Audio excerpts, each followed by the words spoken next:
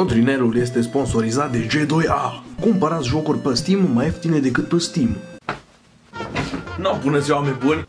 Bună ziua, oameni buni și bine bună ziua, oameni buni și bine v-am găsit la un nou clip. Este clipul lunar pe care îl regret tot mai des, Q&A-ul, în care vorbim unii cu alții, nu ca să ne cunoaștem, ca să știm ce se întâmplă. Însă așa e mort.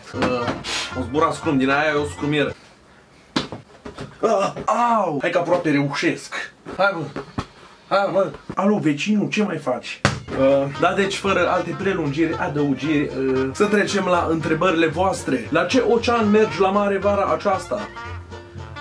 La cât de tare am udat-o pe maică ta seară, cred că avem cu toții loc să ne bălăcim pentru următorii 3 ani.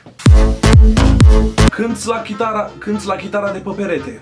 Bă, chitara mea, chiar dacă îmi place mult, chitara mea scumpă, aia e de la Guitar Hero. Asta adevărată. E tot de la Guitar Hero. Asta adevărată, care are o poveste tragică, după câte puteți să vedeți. Au rămas numai cu 2 corzi, s-au distrus dozele în ea, nu știu cum. Și astea pur și simplu ori tunat noaptea.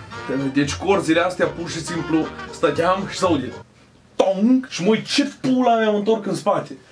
Zic, poate mi s-a părut. Mă întorc la calculator, nu știu, chiar tong, se mai rupe una. Și s-o rup 2 într-o sară și una în altă sară și nu înțeleg de ce.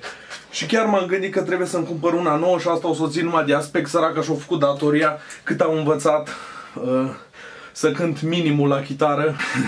Dacă, hai de pula mea, bă, curenta, ce dracu. Dacă am fan chitariști, scrieți-mi ce chitară să-mi cumpăr, aș vrea un ibanez frumos, maxim până în 10 lei, că mai mult, nu, serios, dacă știți chitari, ziceți-mi în pula mea. Chitare? De ce plâng chitarele? Pentru că sper că ai aruncat dildoul ăla. Bă, da, trebuie să mă ridic de fiecare dată să schimb întrebarea de la calculator și nu văd până acolo. Poate reușesc să schimb, să lovesc tasta de dreapta cu acest pix. Nu mai am monitor. Nu, serios, e obositor. Ce pula mea. Recrutez om care să apește tastă dreapta când filmez. Ce scrie acolo? Ce părere ai de moartea legendei Chester Bennington? Bă, sincer, prima oară când am văzut, am crezut că e un fel de glumă sau ceva, că știu că Linkin Park avea hateri.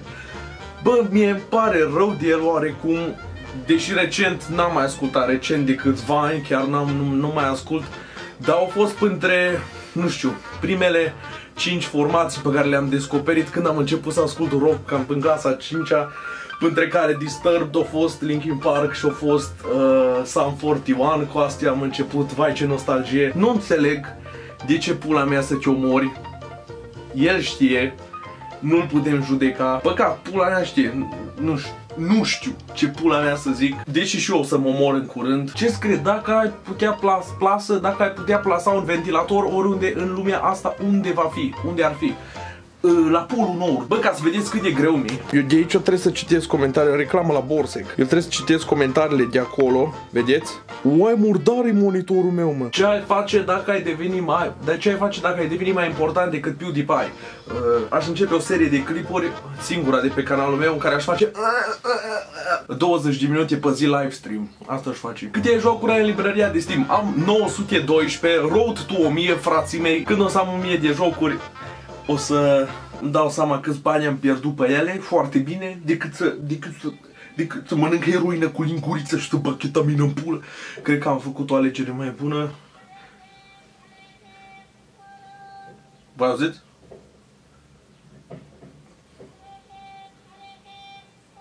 Bine, sau ce zice, niciodată nu înțeleg ce strigă oamenii ăștia. M-au pe stradă și nu înțeleg ce vor. Ce? Faci giveaway cu dildo pe care l-ai primit la fanmail. Iulian, nu înțeleg ce pula mea vrea să faci cu un dildo. De altfel, ce pula mea zice femeia aia? What faci când caci? Dar nu vreau. Doamne, fute spenele, mă. Să te mai pună Dumnezeu să zici o dată. Când pe episod cu altul.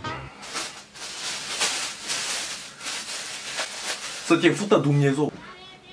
Femeie, ce pula mea vorbești? Ce faci la 1.000.000 de abonați? O să fac un clip de 2 secunde în care râgâi. Serios. Dacă apare Outlast 3 o să joci, faci episoade cu el. Dar normal că o să fac, da, o să fie distrusă viața încă o dată și încă o dată și încă o dată și dincolo și așa șnițele n-am mâncat de când m-a făcut mama în gură. Cum pun spațiu?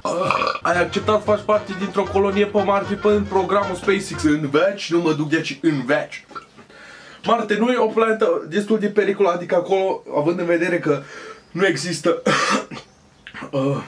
mediul propice de dezvoltare a omului sau de supraviețuire, nu nici măcar de dezvoltare, de supraviețuire, o să fie probabil, dacă chiar vor să colonizeze și nu fac excursie în jurul planetei, o să trebuiască să construiască niște clădiri care să simuleze un ecosistem în care oamenii să poată supraviețui. Și gândiți-vă, din câte știu eu, sunt foarte multe furtuni pe Marte și sunt periculoase și e și ceva vulcan de 22 de kilometri, dacă nu mă înșel înălțime. Și pula mea face acolo? Stai cu casca de astronaut și te rogi: Doamne, dă să nu vină furtuna aia încoace, că dacă vine îmi sparge casca și mor. Pot să am mai multe freze, vedeți? Pot să am freza asta.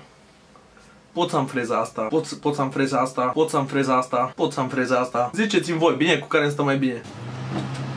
Păi calde să-mi bag pula calde, mă. Când nu făceam clipuri pe YouTube, n-aveam bani de aer condiționat. Hai, pula mea, fain YouTuber, bă. Cum de ești inteligent și retard în același timp? Cu asta mă ocup de o viață. Care a fost cel mai ciudat lucru pe care l-ai visat? Multe chestii. Eu fumez chestii. Eu visez chestii futute în fiecare seară.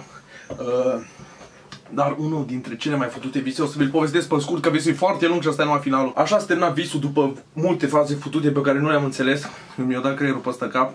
Că am intrat într-o cameră și adică m-au tras niște fete care arătau ciudat, cred că erau elele în pula aia.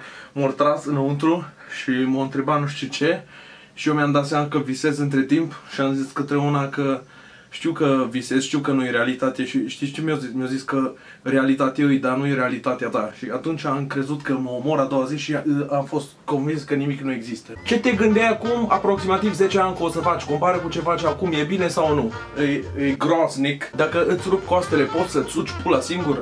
Întreb pentru un prieten, așa-i? Sunt handicapat. Dacă Disney ar face filme porno, ce personaje ți-ar plăcea să vezi în respectivele filme? Cars 3. Film porno cu Cars 3, mersi. Dacă lungimea penisului tău exprimată în centimetri ar reprezenta vârsta ta, câți ani ai avea? Aș fi nemuritor. Bunica mea mi-a zis odată: când e glumă, e glumă, să glumești, dar când glumești să fii serios.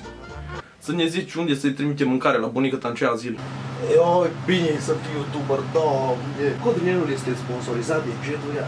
Kendama sau fidget spinner?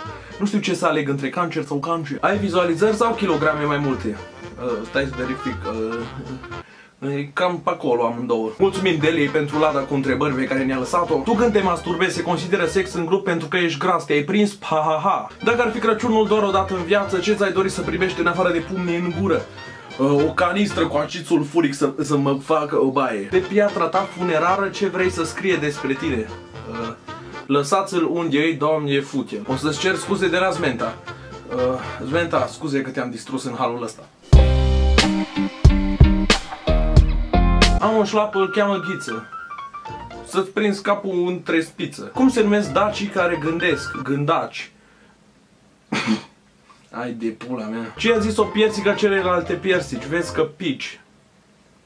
Mai de pula mea. Ce părere ai despre animeul Boruto? Cred că am văzut 2 episoade, nu mi s-a părut extraordinar, pula mea știe.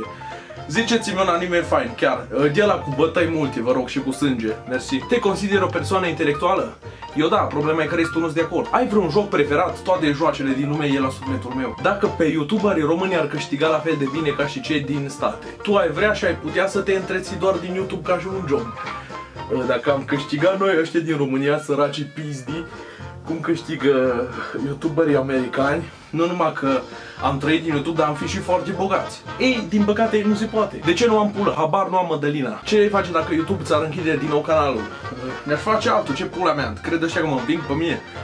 Ca într-un joc de strategie, știți cum mori până îți distruge baza mea, construiești alta, nu dai exit game. Dacă o fuți pe vecină și te căsătorești cu ea și apoi te muți la ea, tu din prezent o să fii vecinul tău din trecut. Codrin Bradea la voi în cap. Nu, oameni buni, acesta a fost Q&A-ul de luna asta. Bănuiesc că, doamne, fute-vă. Oameni buni, acesta a fost Q&A-ul de luna aceasta. Sper că v-a plăcut. Mă duc să-mi cumpăr țigări ca să fac cancer pulmonar. V-am pupat și ne vedem data viitoare. Să doare gura.